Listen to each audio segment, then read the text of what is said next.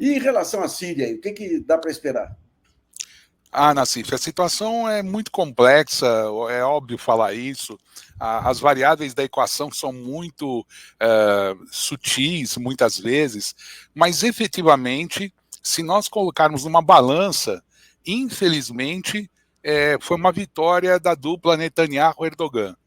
Eles conseguiram, através de uma movimentação geopolítica muito intensa, aproveitando situações tanto na região do sul do Líbano quanto na região da Ucrânia, de polarizar um pouco mais as forças chamadas rebeldes, muitos deles mercenários, que estão atuando hoje na Síria, e empurraram, então, o exército sírio para uma sinuca de bico, que já estava muito debilitado em função dos gastos que foram enormes nesses últimos 11 anos, e as deserções das últimas semanas, feitas a partir de uma propaganda violenta de que haveria derramamento de sangue, fizeram com que o governo Assad ficasse a descoberto.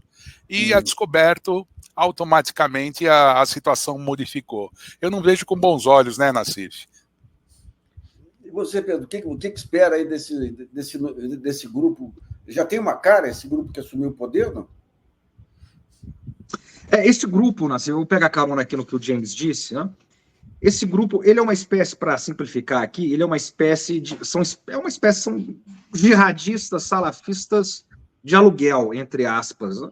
Porque quando a gente coloca isso num cenário global, no xadrez global, para usar uma expressão do Nassif, né, no xadrez global, o que nós temos? O regime al-Assad, ele ficou, a dinastia al-Assad, o clã al-Assad, está no poder desde os anos 70. O pai de Bashar al-Assad chega em 70. O Bashar al-Assad, ele não era um predestinado a chegar no governo, ele é o irmão mais novo, ele se formou, foi um oftalmologista, né, médico, e em 1994, salvo engano, o irmão dele, que era o irmão mais velho, o primogênito, sofre um acidente de carro. Em 2000, ele assume o governo, fica 24 anos no poder, portanto, uma dinastia que vem há 54 anos no poder. Ele, quando chega no poder, Nassif, é bom lembrar essas coisas, ele era visto como um moderado, ele era visto, digamos, muito secular, muito próximo, muito europeizado, e, enfim, nesses padrões, né? Isso vai mudar em 2011. Né? 2011 é um ponto de inflexão que a Síria vai ser mais um, ou talvez o último dos desdobramentos das chamadas primaveras árabes, ou das primaveras em geral. Né? A Ucrânia é um caso de primavera. Sim. Enfim, pode-se colocar a América Latina ou outros casos de primavera. Mas, no caso da Síria, sem dúvida nenhuma, uma primavera árabe que vai ser resistida e vai terminar agora, de alguma maneira. E vai se resistir, e além de 2011, em 2014 tem outro ponto importante, que em 2014 o governo Obama-Biden-Clinton, que a Hillary era naquele momento secretária de Estado, ele traçou bem ao estilo do norte-americano uma que eles chamam, autodeterminam lá de red line, que é uma linha vermelha que não pode ser ultrapassada. Eles diziam naquele momento, a Síria em guerra civil desde 2011, mas que se o Bashar al-Assad e o governo dele usassem armas químicas, eles iriam intervir diretamente. Já estavam intervindo, mas no sentido de derrubar o Assad.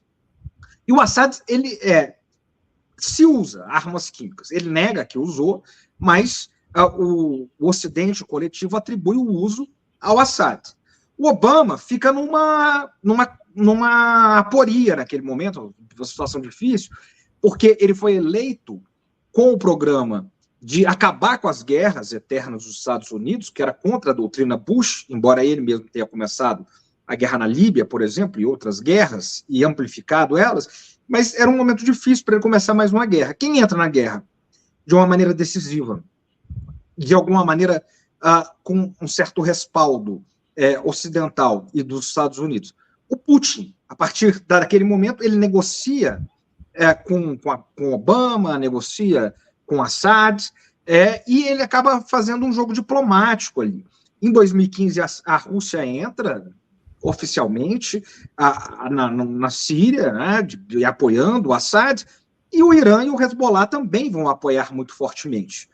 E aí isso vai seguir, né? Então, esse é o contexto geral. Nos últimos anos, o que nós vemos? O que explica isso? Né? Nós temos dois fenômenos.